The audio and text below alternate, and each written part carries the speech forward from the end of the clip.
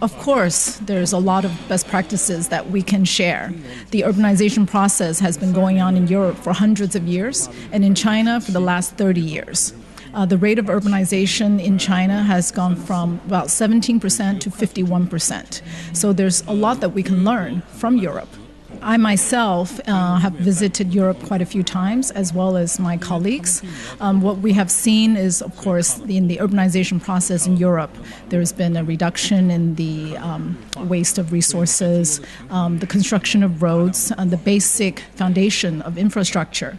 But actually, what we're more interested in is the people element. We're interested in learning how Europe has steered ahead urbanization while incorporating the needs of the people. The urbanization process in Europe is market-oriented, and that is very different from the situation in China. So in China, we see a lot of waste of resources. So we actually want to learn from Europe this market-oriented procedure or market-oriented way of doing things, how in the process resources are conserved. China is in the process of reforming our urbanization procedure, and we stand to learn a lot from Europe.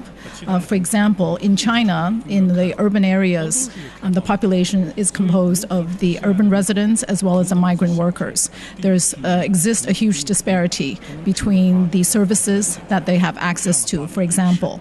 And in Europe, we see a very egalitarian, a very fair distribution of resources and services, and this is something that China is very keen to learn from Europe about. So, of course, we're not only interested in learning from Europe, we're also interested in sharing with Europe. And by this, I mean in the last 30 years, the number of the urban population has gone up from 200 million to 680 million. This means a tremendous amount of opportunities and also improvement in the urban areas. And that brings about a great potential and opportunities for Europe. And we would like Europe to come to China to help us. In the future, what I feel is very important is for China and Europe to continue to forge a relationship of cooperation and mutual trust.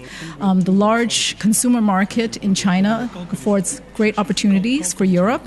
And of course, China can open itself up to the high-tech industries from Europe. So in other words, it's important to build trust and to rid barriers.